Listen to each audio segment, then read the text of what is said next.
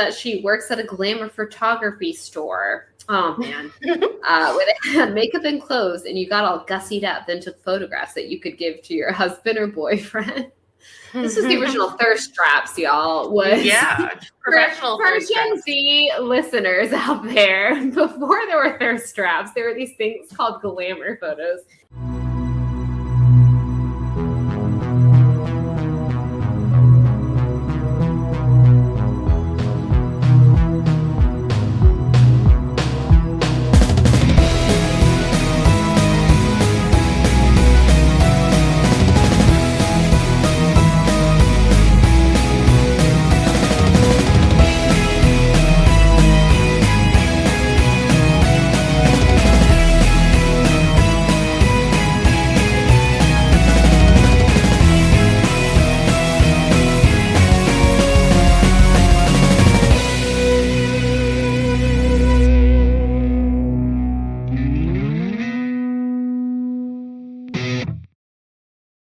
Hello, welcome to Hate Spinnerbait, the podcast where we hate spinnerbait, but we love surprise candy.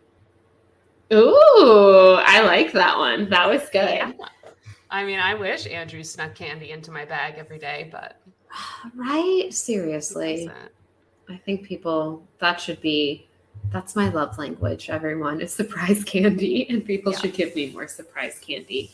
Take note. Thank you. Take note there, folks. Take note. How would you like to woo your lover? Surprise candy. That was a good one. Hi, everyone. I'm Bethany, joined, as always, again, I can say that now because we've done this for a few weeks, with my lovely co-host, Michael Ann. Michael Ann, how are you on this fine evening of recording? I am good. I am doing good. I am tired, but that's otherwise, fair. I'm fair. 30. Is there ever a time when you're not tired? That is adulthood, is just complaining about being tired. So that is super fair. Today, as we're recording this, I don't know, in a few weeks, this episode will go up. So we'll probably be really into fall / almost borderlining winter for certain parts of the country. But for me today in Florida, it's the first day that it's felt like fall. So I've been in a super good mood all day. The most basic white girl out there. Y'all, I was like, it's fall with this crisp air. I went and I had lunch outside after I got out of work today. I was like, I'm going to go sit outside. So that's really, it's speaking to me, which is appropriate because today we will be discussing Someone Like You, which kind of starts toward the tail end of summer and we dive on into fall. But before we get into our second novel, Miss Sarah Desson did write this one, and it was pretty quick turnaround from a debut novel. Her debut came out in 1996, and this one came out in 1998. So Michael Ann, place us in time and space. What was going on in the world in 1998? Absolutely. So I do want to mention that we might have a little guest in the background making some noise in this episode. My dog, he likes to make a lot of noise. So just, that might be there. So we'll see. I don't abuse him. He just likes to scream. Okay. He's very well taken care of. I can assure everyone. I've seen the Instagram post. He is a spoiled puppers. He is just very vocal. Walked by with the dogs and he just wants to play. But anyway, so 1998, let's get in our time machine. Let's go backwards. I like the time machine noises. Thank you. I worked on that. Okay, so first thing, Google was founded in 1998. So what a great year. Everyone uses Google now. Yeah, it's a verb. It's been a verb for about a decade at least now. And it was just a little fetus child coming into the world in 1998. What a great year. You know what's crazy is 1 decade ago was 2012. Oh, so it's probably been a verb even longer. I'm officially at that age where I always think that like 10 years ago was the 90s and really 10 years ago was like the 2010s. So yeah. Cool. Let me see. Let's see here. Sex in the City premiered in 1998. That's a big game changer. Game big changer. thing. Not to be that girl, but what character did you relate to on Sex in the City? Have you watched all Sex in the City? Never discussed this. No. And we only had one TV. So I did not watch any cool shows like that. And then once I became an adult, I just didn't want Had no to watch desire. it. Yeah. Yeah, I watched it obviously much later on. We did not have HBO in my household during that time. And even if we did, I certainly would not have been allowed to watch that in 1998. But I did watch it later in life. I don't think it's something I ever watched the entirety of. But I remember being like, oh, this is like a cool thing to watch.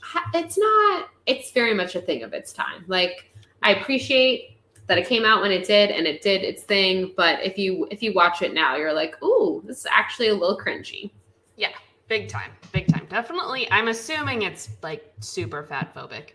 I don't know that, but I'm just assuming. It's not nice to fat people. That is certain. It doesn't come up a ton.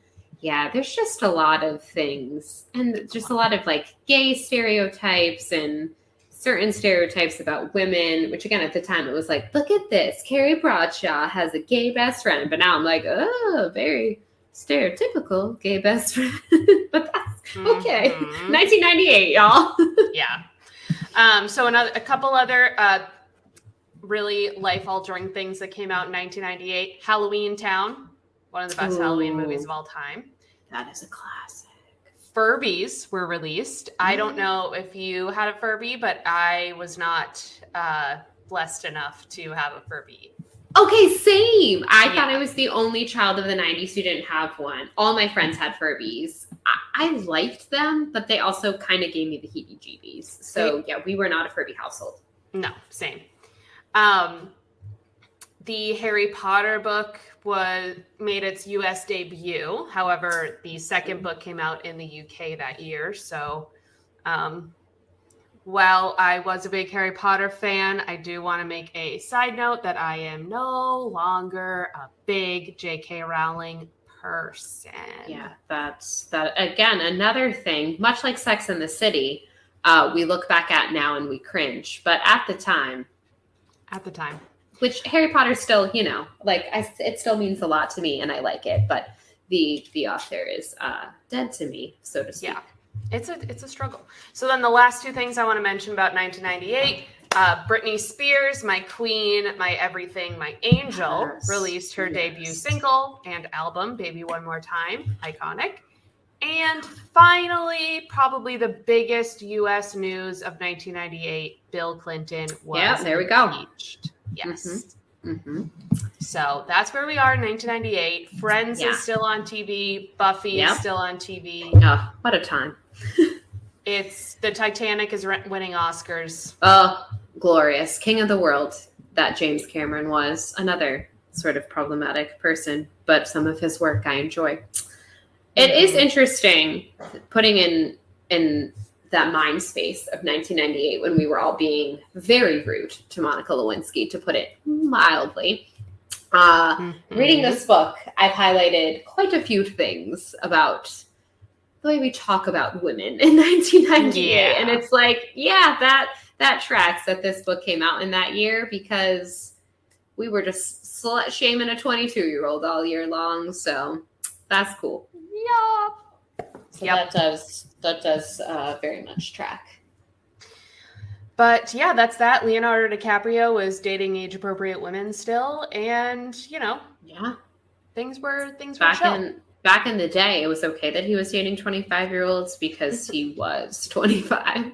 Now, a little cringy, but that's okay, Leo. That's okay. I mean, it's not, but So here we are. Someone Like You, the second novel. As we mentioned, 1998, this novel comes out. It's going to be very interesting since we're revisiting these novels and reading them in chronological order. We kind of discussed already with that summer, the mom thing is definitely a thing. I also mentioned back when we were reading that summer about how Sarah Dessen gives off younger sibling vibes to me. It's just something I've noticed in a few of her books that I'm like, I feel like she is a younger sibling, but I don't have actual concrete proof of that. But I'm very intrigued to see certain motifs and other things that we're going to notice. And I've already definitely started noticing reading these two novels so close together. And this is where I told Michael Ann right before we went to record today, I was like, I'm going to go ahead and I'm going to wait until we go on air till I say this, which is that I knew at a certain point in reading these books, we would come across a novel that I hadn't read. I did not think it would be the second one, because as I started to read this, I was like, I don't think I ever read this book, which is crazy because it's one of her earlier works. And I own all of her earlier works. Like I was certain I'd read all of them. But I'm reading it and certain things were coming back to me, but I think it's only because of the movie, How to Deal. I was like, oh yes, like this I remember, but that's from the movie. Like I don't think, like when I went to read that summer, I was like, yeah, it's coming back to me. But I was reading this and I'm like, I don't think, I must have not read this one. So that kind of blew my mind. So I'm literally reading this, as far as I'm aware anyways, for the first time as a 31-year-old adult. Again, lifelong Sarah Dessen fan, so I definitely picking up her vibes from this, but it was very interesting to read this and be like, I don't think I've actually read this book yet. So this is, a lot of stuff has been very fresh to me. So I don't know. I know how to Deal ends, but I do not know if the book ends that same way, which again, How to Deal took combined, that summer and Someone Like You. So that also kind of makes it sort of different. So I'm like, I don't know if this book ends the same way that the movie does. So I'm gonna find out, y'all. Yeah. It's been so long since I've read any of her books. And I know that I read Dreamland like 4 times because I'm a Pisces. I feel like we love emotion. But I know that things are hitting my memory, but I also don't know how it ends. I cannot remember. But I am pretty sure I read it. Oh, I should probably not look at the last page. Okay. Well, I mean, unless you want, sometimes that's fun. Like how I want to know how we end and then we'll see how we get there. I'm going to try to avoid spoiling myself. I'm only halfway through. Both of us are only halfway through at the recording of this episode. So when we come back for part 2, we will be finished with it. And I will finally be able to say exactly all my thoughts and feelings. The one thing I will say so far before we kind of dive in chapter by chapter. So something I've noticed already with our dear friend of the show, Sarah, is that besides the mom stuff, which it's already there, chapter 1, the mom stuff, is unusual boy names is definitely, just like unusual names in general, is definitely a Sarah Dessen thing. Because if you think about it, the first one we had Sumner, now we have Macon, and you're like, what, like these names? So that is just something I've already picked up 2 novels in. Seems to be a trait of this here author.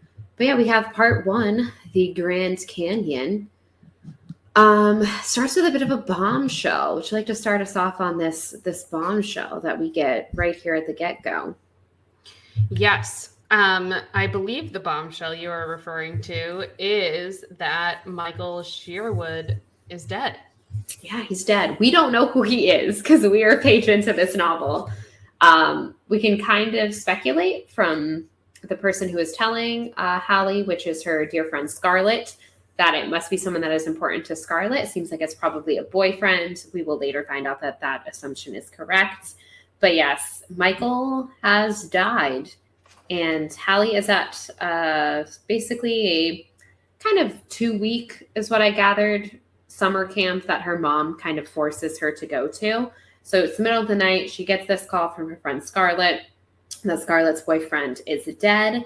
This is someone that Halley doesn't really have much of a relationship to. To be perfectly honest, Scarlet didn't really have that much of a relationship with. But again, as we discussed in previous episodes, that first love, just think about, we were discussing how difficult first loves are and getting over them when it's something like just breaking up. Can you imagine if you thought that you had found this love and he was giving you Kiwi in the supermarket and then he died? So that's, I think, just quite a traumatic way to kick off this novel.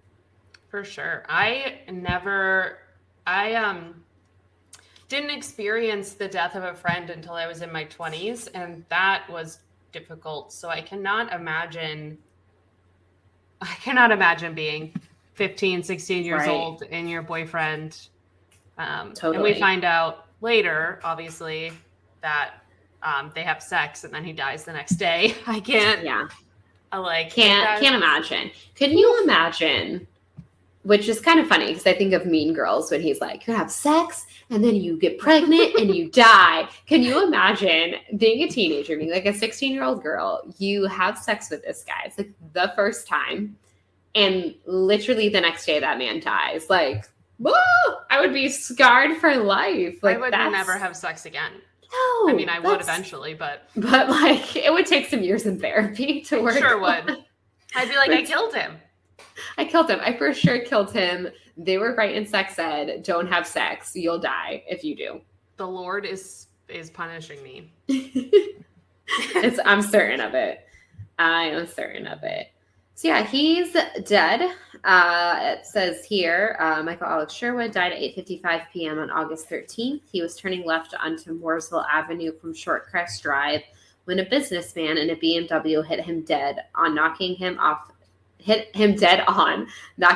the motorcycle he'd only had since June and sending him flying 20 feet.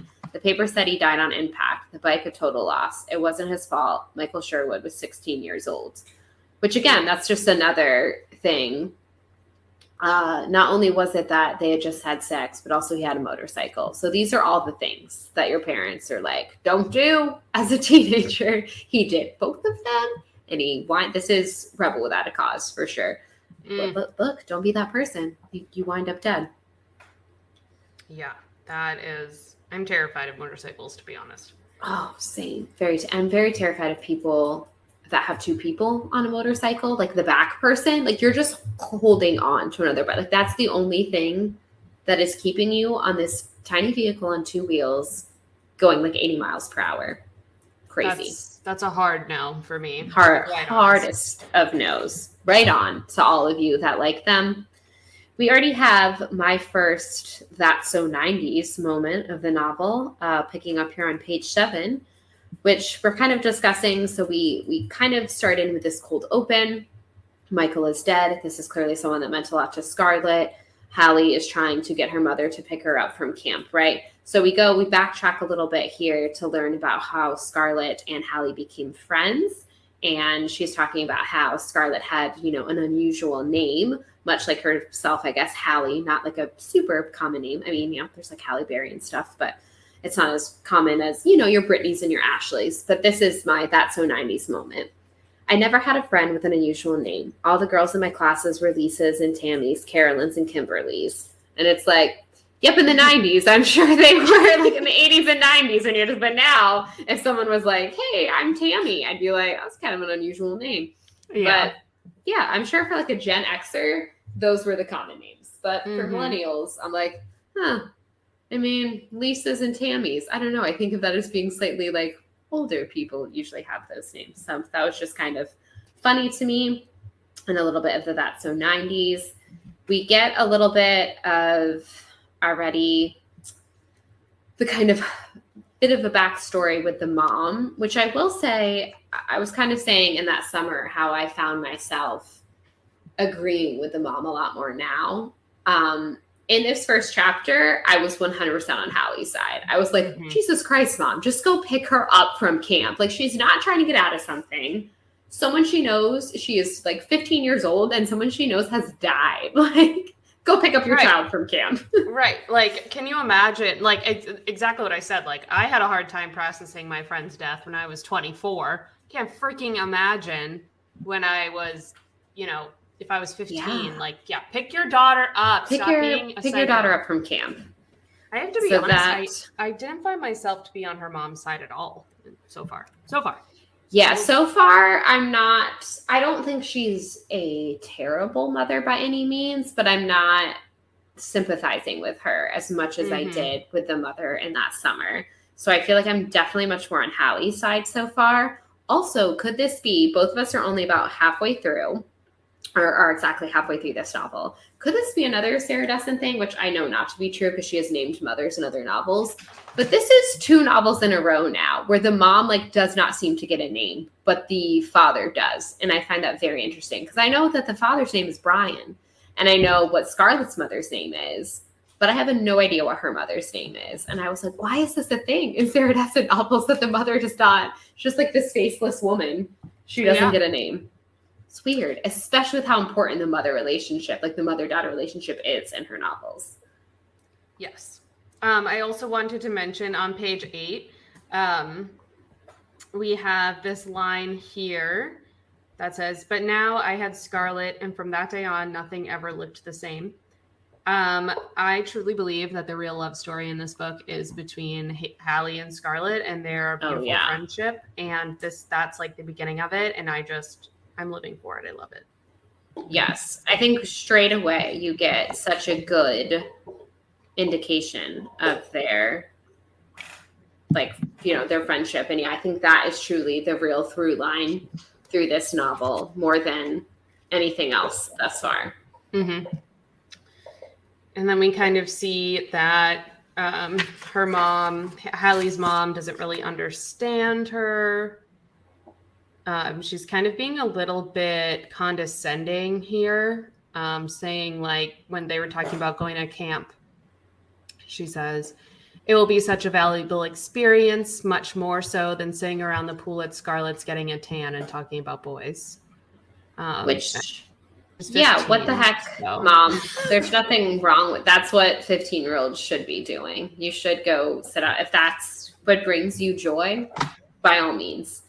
Yeah, right. I just feel like a lot of these mothers, like the 2 mothers we've encountered so far, want their daughters to be like little adults and not adolescents. And it's like they're teenagers and their brains are growing and they've got all these hormones coursing through them and they're going through a really difficult time. Coming of age is hard.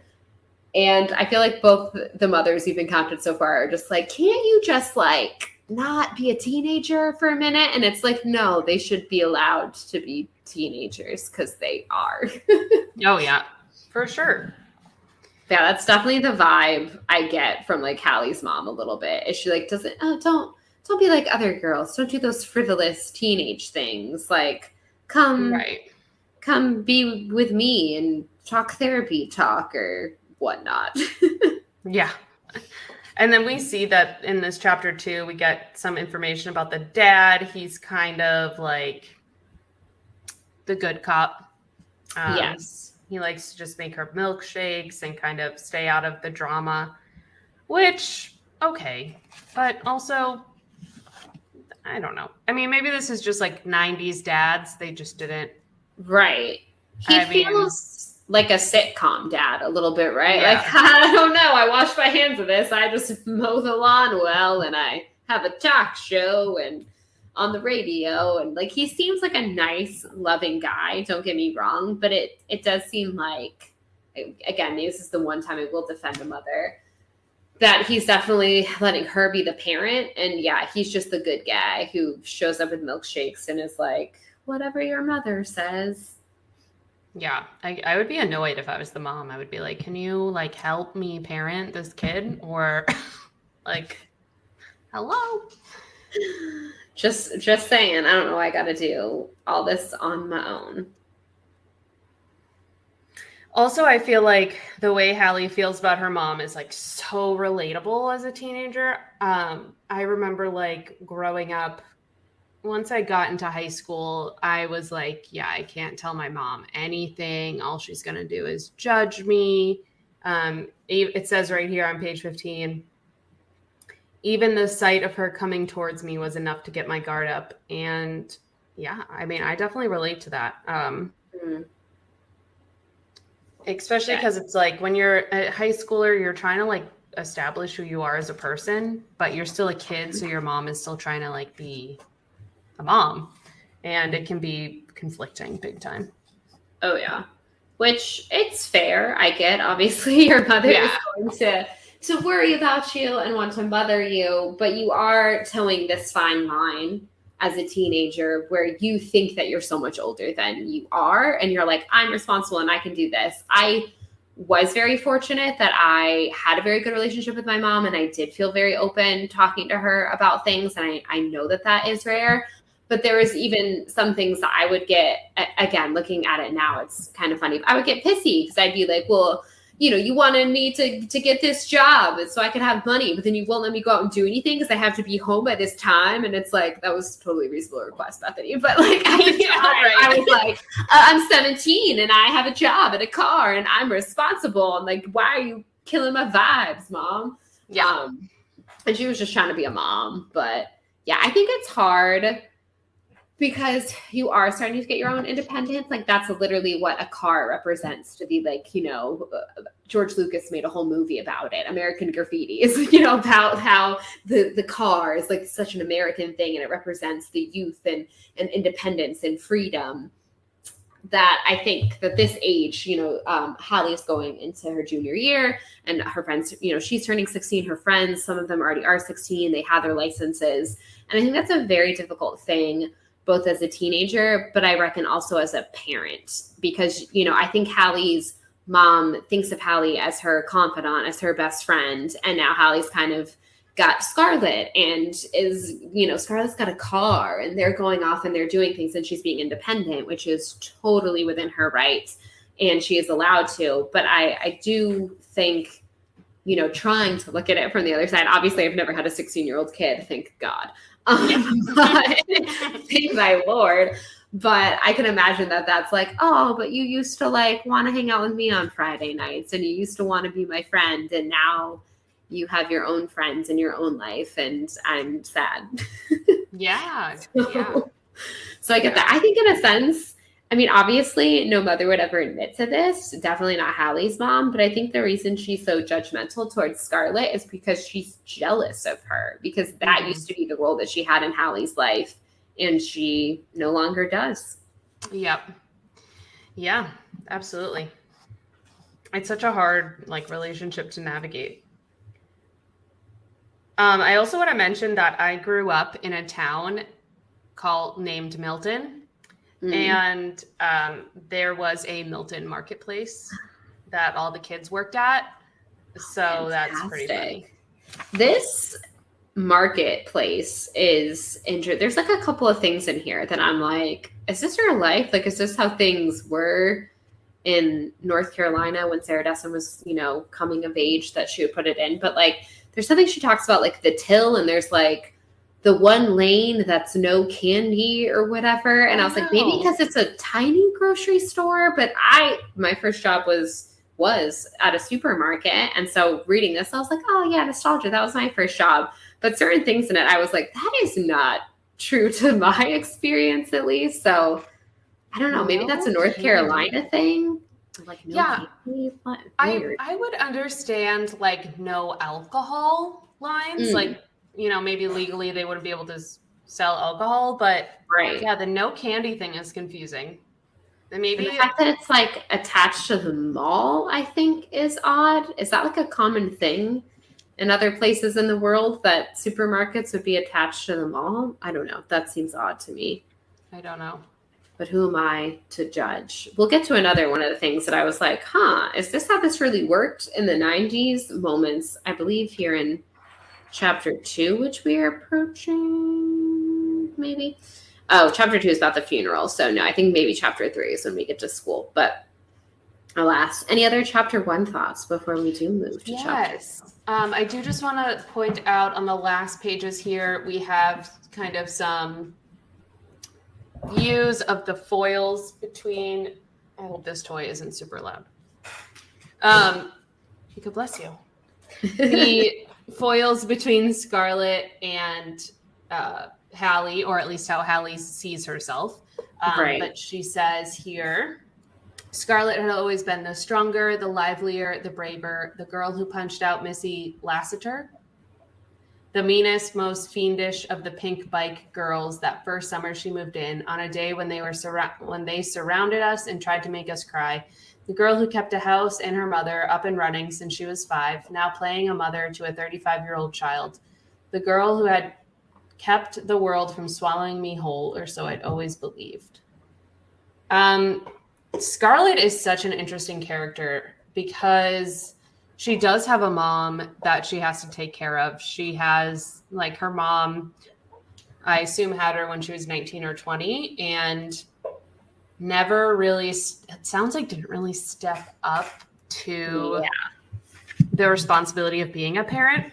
But I would like to mention that it is very 1998 that this single mother owns her own house in the suburbs. Yes, yeah. Apparently in a nice neighborhood. Yeah. Yeah, she sounds like she's a little bit, we're going to get into some fat phobic stuff later on. And this, I just remembered thinking of what Marion does for a living, which also, so 90s, what Marion, Scarlett's mother, does for a living. But yeah, I'm amazed with her. I'm like, that job pays well enough. Like, they kind of paint Marion, which I'm not going to judge because Marion, you're trying your best. But they paint Marion as sort of a hot mess, essentially, in chapter 1. But then, yeah, it's like, and there she is, living in Lakeview. And it's like, yeah, I guess in the 90s you still did have a nice house, even though you were a hot mess of a single mother.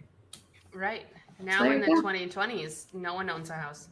It's accurate. No matter how successful, if it's a joint income house. Nope, doesn't matter. No kids. It doesn't matter. No kids, no whatever. You don't own a house. You're renting forever. So then we start chapter 2, and we get a good description of Scarlet right off the jump. I highlighted this part, which was really funny to me.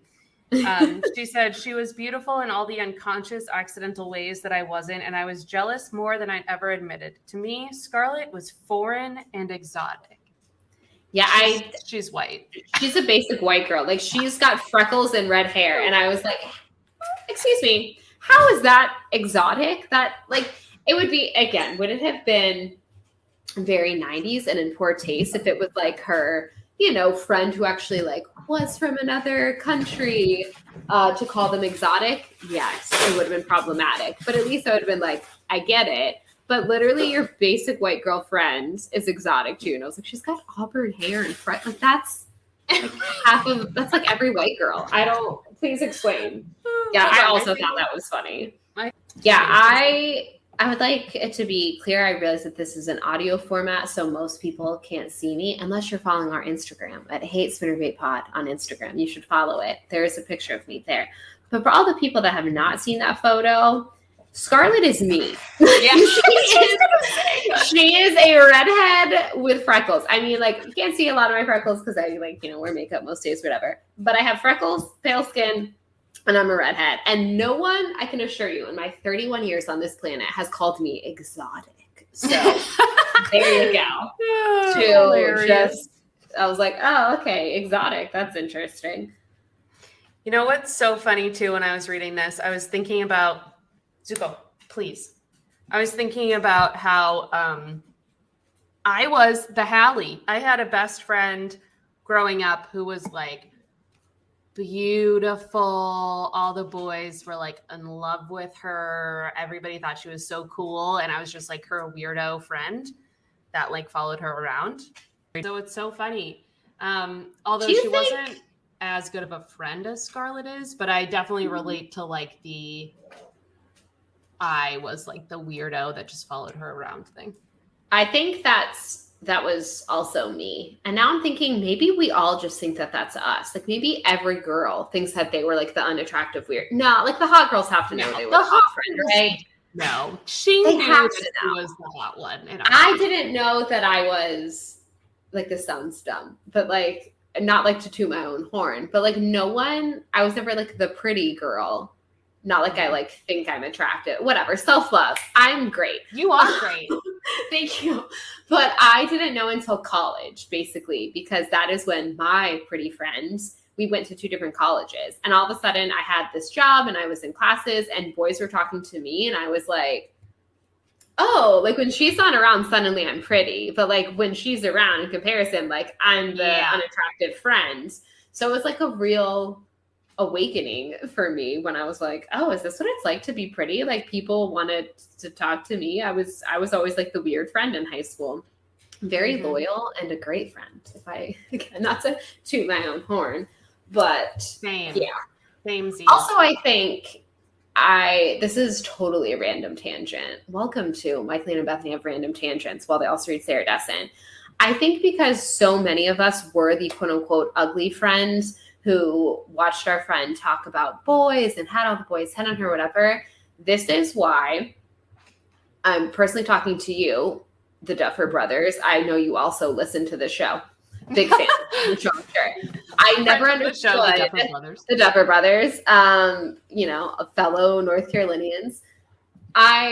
After season 1, the whole Justice for Barb movement, they were baffled by. And I was like, because you weren't a teenage girl in high school. All the people that are upset about this, because we were all Barb. Like, we were Barb. Like, my one friend was Nancy, and I was Barb. So, yes, justice for Barb, because I was her.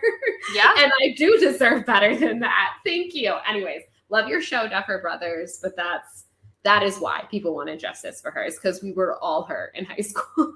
Yeah, literally. Yeah, I remember, like, boys that I told myself I thought were hot because they were, like, the popular boys, but let's be honest. I didn't really think they were hot. But I remember them coming up to me and being like, hey. And I was like, oh, my God, hey. And then they would be like, where's Kate? And I'd be like, also her name was Kate, which is, like, the ultimate pretty girl name. That is, like, the ultimate pretty girl name. My pretty girl friend was Diana, which I guess like Princess Diana, Yeah. But she's doing great. She's married and is expecting her first kid. So good for her. Kate is also doing great. She is married and she has 2 kids. And I watch her Instagram stories and I'm like, you go, girl. Yeah. Live your best life, ladies. Yeah. We're happy that you were the hot friend and we know our worth now. So, and that wasn't your fault. Like, it wasn't your fault either. It's not on you at all. That's 100% not on you. Yeah. But we're all good now that we're adults. We just know what it was like to be the Halley. Mm-hmm. I will say, so yeah, getting into chapter 2, we have that description. It's very funny to call her exotic. Here is a line. I'm sure you probably also have it highlighted because it's great. This is in Sarah Dessen's second novel, y'all. Just want to reiterate that. I would have been like, that's it. I'm done. I'm done writing right now. I can't. This is the pinnacle. This is a great line. She's talking, of course, Hallie's talking about Scarlet, and she says, and I was grateful because life is an ugly, awful place to not have a best friend. Stop it. I would have stopped writing right then. Am I going to write anything better than that? That's a fantastic line. Give this woman an award. Give her an award just for that sentence. Right after that, we have a really good description of how you view yourself as when you're a 15-year-old girl. Mm-hmm, and it says, when I pictured myself, it was always like an outline in a coloring book with the inside not yet completed. All the standard features were there, but the colors, the zigzags and plaids, the bits and pieces that made up me, Hallie, weren't yet in place. Scarlet's vibrant reds and golds helped me some, but I was still waiting. Which, Hallie, like we are, you aren't, all your bits and your features aren't all in place. Like you were a growing, flourishing little human.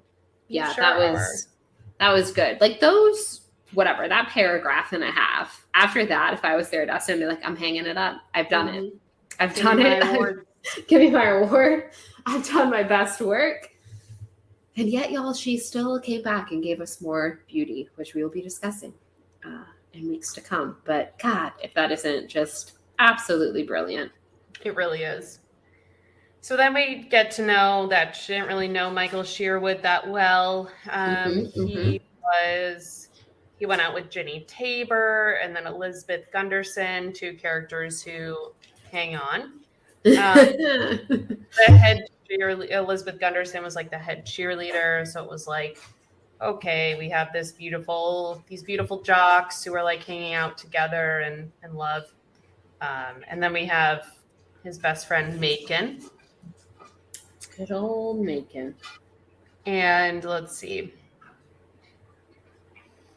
Can we briefly talk about the end of the school year slideshow where they put the candidates in? I thought that was very interesting. I don't know if that's a real thing or Sarah Desson was just like, that would be good for this. It's like a throwaway mention in the book, in this chapter, which kind of comes back because at the funeral, they use one of the pictures from the slideshow. But I just made a note of that because I was like, how interesting that they would just all go sit in like the gymnasium or whatnot and watch like a slideshow of pictures at the end of every year. And especially like would applaud before digital cameras and cell phones. Yeah. Like we had a slideshow of candid photos or like photos we submitted when I was a senior, but that's it. Yeah. Like at graduation, they did a thing and I told them to put on Taylor Swift's 15 because it seemed appropriate. And you know what? I was right. You were. You 100% were. There were some other songs, but that was the best pick. That was on me. And we submitted things for that. But I was like, oh, just like every year you would do that? Interesting. Very interesting. Yeah. But yeah, now we're off to the funeral. Not off to the funeral, but we're kind of preparing for the funeral, which is where we learn a little bit more about Scarlett's mom, Marion. This is where we learn about her job, which is that she works at a glamour photography store. Oh, man. Where they had makeup and clothes, and you got all gussied up, then took photographs that you could give to your husband or boyfriend. This was the original thirst traps, y'all. Professional for Gen Z listeners out there. Before there were thirst traps, there were these things called glamour photos, and you would go to your local mall. I never did one because I was a child when they were a big to-do thing, and I was not like a pageant girl, so that was not something we did. But I know family members that had them, and they were like hung up in their house, and the 90s. Yeah, seriously. Now we just post a million selfies. The 90s. Yeah, exactly.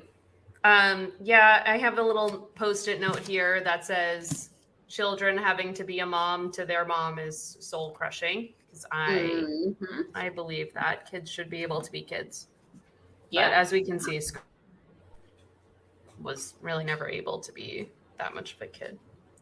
Yep. And then she's about to have her childhood really kind of interrupted. But we're going to get to that later on. We sure are. We sure are.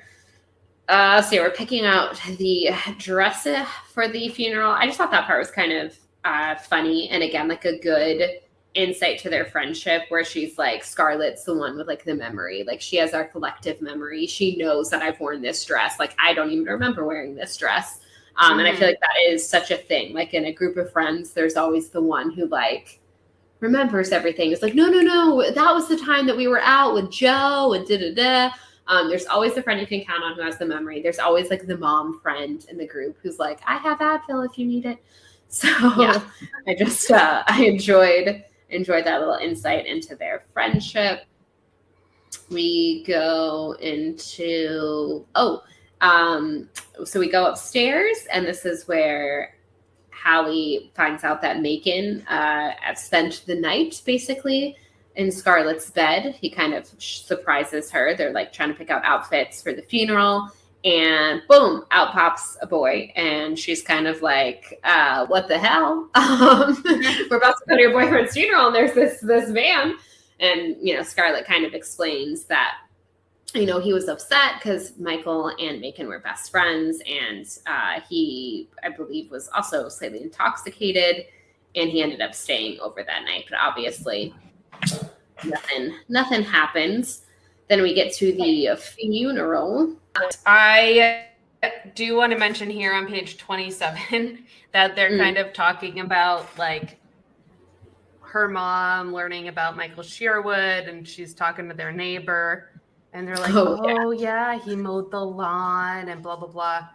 And they say, Halley says here, as if all it took was Michael Sherwood mowing a lawn or finding the perfect banana to make him worth mourning. That is heavy. And it is like very true because, when somebody dies, people are constantly like searching for the good stuff, like or making the good stuff up. In some cases. to like make it worth it. And it's like, I mean, no matter what kind of teenager this guy person. was, like it's still sad that he's dead, you know, like A 16-year-old is dead. No yeah, matter what, it's sad. Like, yeah, that's a sad situation. And I also just think it's sad that not only that's like, oh yeah, the fact that he was like, quote unquote, good kid now in her mother's eyes makes it him worth mourning. But it's also sad that like she called her mom in the middle of the night and was like, this guy is dead. And her mom's kind of like, whatever, in a sense. But now that she talked to her neighbor, it's like, oh yes, this is a sad thing. And it's like, if your daughter was upset about it, it was like, hey, I didn't know this guy well, but I knew him. He was a classmate of mine. You know, we ran in the same circles. That should be like enough for you to be like, yeah, this is sad. yeah, exactly. And instead, it took talking to the neighbor about, yeah, the fact that, oh, he was a nice boy. He mowed the lawn. Oh, that is sad. And it's like, no, it already was, Mom. It already was. Then we get to the funeral where we have, some theatrics, which I say, that sounds so mean about Ginny and, whatchamacallit, Elizabeth? That's her name, right? The other one? Mm-hmm. Yes, Elizabeth. So we kind of have learned that Ginny and Elizabeth both dated Michael briefly before he is now his most current relationship with Scarlet, which again, so high school. You date someone for a couple of months, then your classmate is dating that person. It happens. But I feel like everyone kind of wants to like claim this loss as their own. Like Elizabeth is there with the shirts and Ginny's all upset. And it makes perfect sense, and they have every right to feel those feelings. But I can also understand from Scarlett's point of view that it would be like a little awkward because it's like, well, I'm the one currently dating him. But all right, ladies, go off, I guess. Mm-hmm. But again, it's like, especially with Elizabeth, what it says they dated for like a few months. And when you're in high school, a few months is you're basically married. Yeah, that's like an eternity in high school time. So if you date anyone over like 2 months, it's like, ooh, things are serious. Mm-hmm. And now it's like, oh, wow, that's really funny. But again, when you're 16, that's a serious relationship. It is. Also, I like that Scarlet does have a lot of sympathy. I think Scarlet is actually like an incredibly mature, and like level-headed person, but she like has a lot of sympathy for Elizabeth, and she's like, and even Halley is like, I mean, they broke up a while ago, you know, like eye roll, and Scarlet is like, no, like he really loved her, and this is hard, you know. And it's like, and again, everyone grieves in their own way. I think it's very easy to see someone breaking into hysterics and be like, wow, that's too much, and vice versa, to see someone being very just stoic about something and being like, did you not even care? And it's just everyone has their own reactions to how they deal with it. And clearly Elizabeth is someone who is a bit, you know, she is a crier. She wears her emotions on her sleeve. And I feel like Scarlet is slightly more contained in how. And I think she also, which I think we all feel, she kind of just feels like a little bit of like imposter syndrome. Like, again, I don't know how many people necessarily knew about this relationship because it was over the summer and, you know, whatnot, as opposed to, I feel like Elizabeth and Michael's may have been a little bit more showy. It was during the school year. Everyone kind of knew. And then I think she's kind of just like, you know, like, well, they, you know, like, I don't know, like, do I fit at this funeral? And it's like, yeah, like, there's room for all of you. Like, no one has to, which is exactly like, he loved her. He loved you too. Like, as much as, you know, a high school boy can love someone, as much as anyone at 16 can love someone. But yeah, so I think it's kind of a little bit of that. But I really did like that Scarlet was so sympathetic toward Elizabeth. I think you're right. That shows like a real maturity in her, and there's so many things coming up that just shows really just kind of what a mature person she is, which I think she may get from the fact that she's basically had to be a mother to her mother her whole life. Yeah, which is so sad. Oh my god, I can't even. So then the funeral ends. It starts pouring rain, which is very cinematic.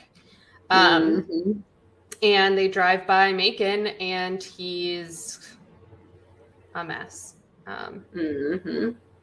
They're Halley is like not brave enough to call to him, but she ends up doing it. And Megan's like, no, I need to cry in the rain. I'm a boy. I don't know how to handle my emotions. Basically. Yeah, there's a lot, and what I've read so far, I don't know how to feel about Megan, but I will say I do have some sympathy for him, that I feel like that's a very hard position. He probably, out of anyone in a sense, knew Michael the best. And again, it's not a competition. Anyone, for as little of a time as you were close to him or whatever, everyone's allowed to feel their own feelings.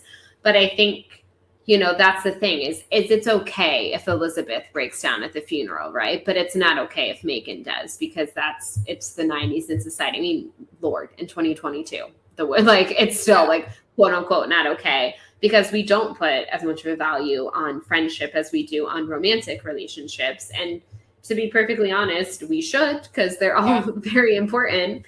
And yeah, so I just feel for him, because I think that he's definitely struggling, and other people are kind of allowed to be struggling. And I think that he kind of feels like he isn't. So yeah, he's just kind of like, yep, I'm a boy and I'm going to go walk in the rain and cry because I can't be vulnerable in front of you two ladies. Like, that's not cool. Yeah. Michael Sherwood, he was a popular boy. I like that she gives popular boys like depth. I like that. A lot of times, especially in the 90s, we see media where it's just like, oh, the popular boy is just like a dumb idiot who's like hot, and that's it. But this guy's actually like a whole ass person, which I appreciate. Not that I like jocks or was a jock myself, but I will say, yeah, I mean, I didn't hang out with a lot of quote unquote jocks in high school, but our captain of the football team, which again, that's also a funny thing, like in high school movies, particularly ones that were in the 90s, because they were very prevalent, the 80s and the 90s is when a lot of them came out, that it was like the captain of the football team, and they acted like that was one person, when really usually there are multiple like it's probably like 5 seniors that are like the 5 leaders of the team, so I digress. But one of our captains of the football team was also our valedictorian. So like sometimes like the stupid jock thing is not, like all honors AP classes, the nicest guy. So I just think went on to go do like aerospace engineering in college. So yeah, like it is funny to me sometimes when like the stereotype in all these movies and TV shows is like, and the dumb jock, and it's like, or sometimes they go off to be an aerospace engineer. So don't count off all football players, y'all. I went to an all-girls school, so we did not have a football team. I'm trying to think about my hometowns. You know what? There was a really popular guy who played football, and then he broke his neck. Oh. Yeah. Well, he lived, and he's fine. I mean, he's still alive. Okay. Was he like paralyzed or like okay? No, actually, he wasn't paralyzed. I do believe that he got addicted to drugs after that, but I'm pretty sure I can see that happening. Yeah, I'm pretty sure he's doing okay now. I like have this vivid memory of him. We like used to, this is another tangent. We used to drink. Tangent alert. We used to drink in the woods, me and the people from my hometown. And that's I have some real high school stuff right there. Yeah, literally. I have this like image of him standing on like a hill overlooking everybody with like this huge smile on his face, just like jamming out. Like, I don't even know what he was doing, but like in my head he's like dancing a little bit, and I just remember being like, wow, what like a cool guy. Like, look at that guy. I was not cool. Straight out of like, in my like the way you just described that scene, it was straight out of like a movie. Like, yes, seriously. And then, I can picture it. And then he thought he heard the cops, so all of a sudden he like turns around, he's like, yo, and he like threw his beer and starts running. But I'm pretty sure the cops were not there at that point, but I can't remember well enough. But I just have this like vision of him like standing up there, and I'm like, wow. But anyway, Back to the He book. was standing on a hill. Yeah, so we are getting a little bit about the fruits that Michael used to leave for Scarlet when they all worked at Milton's, and he was the produce guy, and Scarlet and Halley were, like cashiers, which also, this is so high school, or at least, again, I say, like, my experience is everyone's, which it wasn't. But that was so the thing is, like, all the girls, like, all teenage high school girls at the supermarket I worked at were cashiers. And then we all flirted with, like, the bag boys, the stock, like, crew, or, like, the produce guys. Because, yeah, like, they were always, like, slightly older boy. Like, not, like, older, but they'd be, like, like, 18 or 19, and you were 16. And you're like, oh, so-and-so's coming, through my checkout line. And, like, yeah. And if you, like, happened to go on break with them at the same time, like, it was very exciting. So that is such a supermarket, like, high school thing. Like, I'm like, oh, of course she would flirt with the produce boy. Mm-hmm. I think that my high school boyfriend, I'm pretty sure he worked in the fish department at Milton Market. Oh, the old Milton Market. Oh, that is very. I'm sure. Did he smell good after the shit? Because I can't imagine. Yeah, that would be. Oh, that's like a rough gig. I'd go home and take a shower. But you know what? Good for him. You know what? He is thriving now, I think. Fingers crossed. We hope you're thriving wherever you. So yeah, here we're at the no candy register. Still don't understand that. Yeah, what is? I don't like. What is that? When this episode drops, I'm putting a poll in our stories. When this episode drops, did you have a no candy line? Yes, we need to know. Let us know why. What is the purpose of that? If so, please let us know. I did like Halley's description because she was working. I also like that they act like they only would work one line. Like Scarlet worked that, and she always worked like the express line, and it's like that's not a thing. Like you always moved around, but the whole hers supposed to be, I think theirs was 15 or like fewer. And people always like get creative with the math, and they're like, well, I've only got 16. I've only got 17. So I liked that whole tangent in this chapter. I was like, yes, that was so accurate. Anytime I got put on the 10 or fewer lane, everyone would be coming in with like 20, and you can't like say anything to them, and it's like not worth your time. So yeah, right. I feel that struggle. Are we getting to, let's see. I thought this was really funny when they're talking about like the first time that Scarlet got like a kiwi handed to her, and Scarlet and Halley are like talking to each other, and it says, "Excuse me, miss," someone in my line shouted, "Are you open?" And it says, "Yes," I shouted back. I'm just like imagining her being like, "Yes!" Like, yes! to like scan her stuff, like how dare you interrupt? I'm listening to my friend try to flirt with this boy. Literally, don't shout at me or I'll shout at you.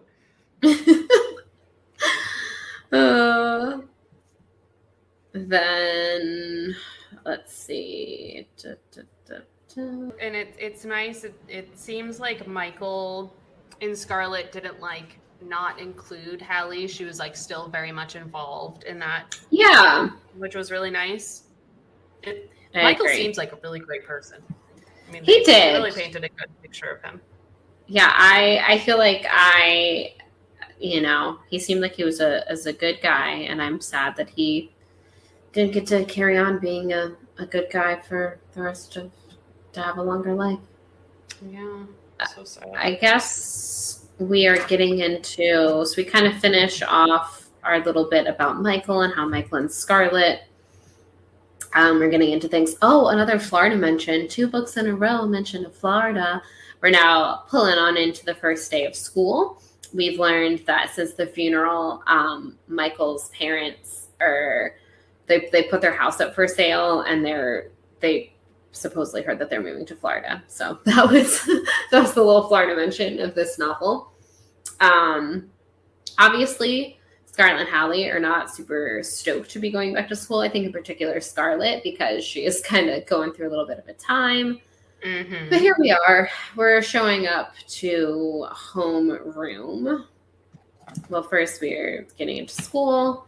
And then we show up to homeroom. And then this is where also poll, I think homeroom is definitely much more of a Northeastern thing. Did you have a homeroom Yes. I guess in high school? Okay. Yeah. Mm-hmm. Because I think I have, and talking to people, because again, that was another thing that I thought, so many things. Oh, gosh, as a Floridian, y'all, I'm sorry, I'm so dumb, but there's so many things growing up that I was like, that's a movie thing.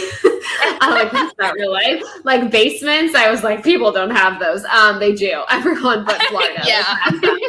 So that also, like, that's just like such a like thing when I like go to a real place with basements. I'm like, it's like in the movies, and it's like, no, it's like most of America. Yeah. But it's very exciting to me. And homeroom, like that's always the thing in TV shows and movies. And I never had a homeroom. Like that was not a thing that we did in school. But I've talked to, different people, friends from the Northeast, and that seems to be a thing that is very common there. So first of all, homeroom, that's a foreign concept to me, but I do understand now that it is a real thing. I have known that for a few years. But here's the thing that really just kind of, I think is strange. They get their schedule on the first day of school in homeroom. Like you would go and pick that up a couple days before class because she wastes like 2 periods in the guidance counselors. And I was like, is this real life? Did they do it like that in the 90s? Is this just for the purpose of this book? I don't know. I don't remember when I got my schedule or how that was handled at all. I do know that homeroom in high school, at least, came after first period. So like we went to school, went to first period, and then had homeroom. So it's like, there's no way I could have got my schedule. I truly don't remember how that went down. What was the purpose of homeroom if you did it like after your first period? Attendance, Pledge of Allegiance, prayer. I went to Catholic school. That's true, you would pray. But you already went to first period. So did they not take attendance then? They do. I don't know. I will say that like once you're a senior, if you have a free period, first period, you don't have to come in. Oh, so I don't. Also, I went to private school, and I know private school does things differently than public school. Yeah, that's true. So that might have been. Yeah, those are just my confusions on schedules, homerooms, things I don't understand, as my school was not remotely like that. But we get to the guidance counselor. Well, Halley is very upset because her schedule is way off. They've got her in pre-calculus. They've got her in band. She does not play an instrument. So she's very stressed out about all of this. She goes to the guidance office, which is where she does have, well, first of all, I like that there's the die girl is mentioned multiple times. Yeah, I love that girl. She's great. Part of me would like the tagline, I feel like, for one of these episodes could be, but we love the die girl. Yes, that's our next one. That's our next one. Spoiler, everyone, we're doing it next time. But I love her. And this is where we have, I think, quite a charming little chat with Macon. This is when he's like on my good side. Because again, like I said, jury is still out on this boy. But I do like him here. They kind of talk a little bit. She's all like, I'm not in band and I'm trying to get my schedule changed. And he jokes around with her. He thinks like she's in trouble, but she's kind of been sent there because he's in trouble. And then this is where they talk about the Jedi mind trick, which I definitely recall this from How to Deal. Like that was stuff, which of course I remember the Star Wars thing. This is something that I find interesting about this book, knowing when it came out.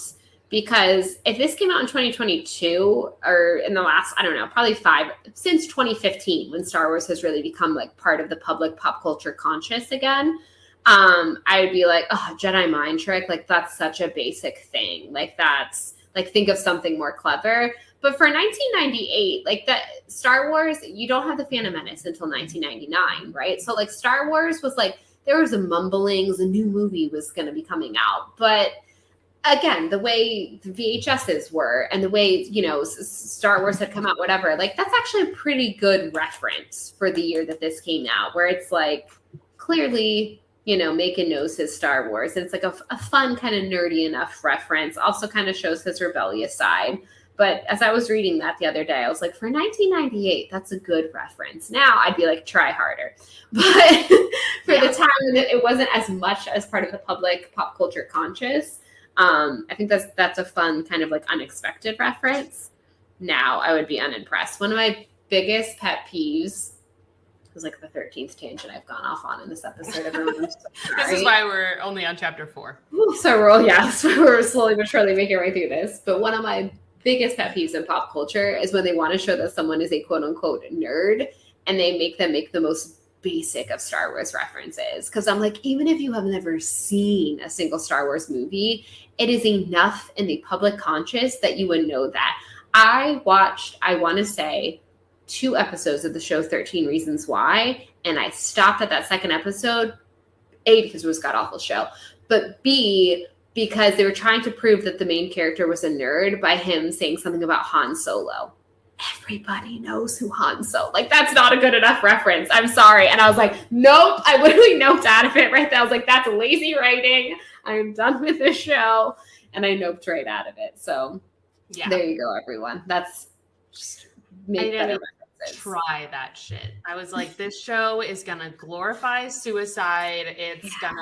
It's unhealthy. No, thank you. It was really bad. Like the writing, the acting, the subject matter of the show. I never got to the super suicide-y parts of it because I reckon that was probably a little bit. I mean, she had like died already in whatever I watched, but I was like, it was real bad. Yeah, I think we're probably both better off for the fact that we haven't. I agree. Watched it. So we have kind of summarized the rest of this chapter real quick before we wrap up today. We get a little bit about the PE. So her schedule, everyone, hallelujah, her schedule has been fixed. And then the next couple pages is kind of like a montage, sort of like they kind of skip in time a little bit. We go from the first day of school to a little bit further in when they are in PE and just like conversations and how much she looks forward to PE, which is ironic because she's not a big PE person, but she just loves that she gets to spend some quality time with Macon.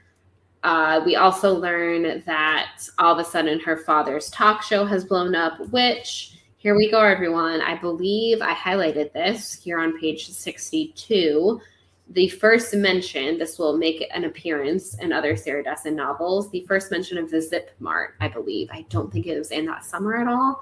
So here we go. We have our first mention of the Zip Mart. So this is a monumentous moment in Sarah Dessen, I don't know, like theology, I guess.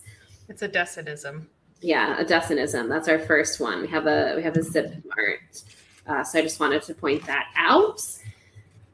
So then, we learn that basically her dad's radio show has kind of blown up. Everyone's listening to it. He tells an embarrassing story of her from her youth when she basically fell in this mud pit. And not even that embarrassing. I know. I really was kind of expecting a better story with how like Halley was. But I guess, again, if you're 15 and whatnot. But I really like that all of these ties. I was like, is this what we made fun of people for in the 90s? I don't know. But yeah, so apparently she's very embarrassed. And then Macon comes up with a nickname for her from that. And then Muddy Britches. Yeah, good old Muddy Britches. And then what else do we learn at the end of this chapter? Oh, we learn a little bit, I guess, about Noah and how that was her boyfriend for a while. And like everyone in her family, his family and Hallie's family are very close. They're like family friends, and they still come over every Friday night for a movie night. And she was dating Noah, but she broke up with him because basically he was boring. He broke up with him like before the events of this novel. We get to learn a little bit about that. And any other thoughts or things you wanted to point out about chapter 3 there? I just kind of like glossed over that back half there. So if there's anything you wanted to point out. One thing, and I was planning on going on a tangent for this, but I'm going to refrain. I'm just going to say one thing. I hate PE. I hate gym class. I hate it. Okay, gross. That's totally fair. We will have time to talk about PE. PE's featured a lot more. And there are some more thoughts and feelings I have about the particular PE in this book that we will get into later. So everyone get excited. We might still get to hear Mike Land's tangent about PE after all. Oh, you will. So get hyped about that. And then the last thing I wanted to bring up was just like some more quotes about her relationship with her mom that seemed like very well written and descriptive. But here on the last page, we have, only now they all seemed loaded with something else, something that fell between us on the table, blocking any further conversation. Like she's just having this problem where like she just can't connect with her mom like she used to because she feels too judged, or well, now her mom's like writing books about her and stuff, so that's just like weird. So weird, right? Yeah, like what do you expect your teenage daughter to do when you're writing books about her? But yeah, and then we say here, this world I was in now of high school and my love affair with PE, with Michael Sherwood gone, had no place for my mother or what she represented. It was like one of those tests where they ask what thing doesn't belong in this group. An apple, a banana, a pear, a tractor. There wasn't anything she could do about it. My mother, for all her efforts, was that tractor. Yeah, I loved the way that chapter ended. And I just thought that was, like you said, just a very good bit of writing. And also just, again, part of me feels so sad about, part of me is, again, like I said, I'm way more on Hallie's side so far with this mother situation. And I really don't think you should be writing books about your daughter and your relationship. That's so weird. But that crosses a line for me. But it is just, I don't know. I sympathize. I just think it's sad that, that they are kind of going through this thing, and that Hallie feels like, that her mother, like she said, for all her efforts, was that tractor. That does just make me really sad. I guess if there's anything we can sum up about the first few chapters here is, don't be that tractor, y'all. Yeah. No, I'm just kidding. But also don't write books about your relationship with your teenage daughter. That's weird. That's like definitely crossing a line. I know some people now, very rightfully, now that we're parenting for the first time kind of in the digital age, some parents are very concerned about how much of their child's life they put on social media because they don't have consent over that. And this 100% gives me that Uki vibe of like, your daughter clearly does not consent to you writing about your relationship with her and putting it out in like people's self-help books. So just don't do it. Just don't do it. That's fine. Yeah. Also, from what we can gather from this is that jocks can be smart and nice, and nothing is more important than your female friends. So because life would be. What's the line that I was like, God, just stop writing after that. It was so beautiful. Oh, the world is an ugly place to not have a best friend, and that if that doesn't just sum it up, y'all. Well, thanks for joining us on this week. We hope you enjoyed. If you're reading along so far, I hope you're enjoying Someone Like You. We'll be back with the second installment of this. Quick shout out to Justin Oliver, who makes our beautiful theme song. The first couple episodes, we did not remember to shout him out. So I just wanted to verbally give him some credit and love for that. And that's the school year has started, both literally and figuratively, in this novel, and I'm excited to see where it goes. Same. Bye, everyone. Bye. Like, subscribe, rate, comment, whatever the things you're supposed to do. Call to action. Yeah. All right. Goodbye.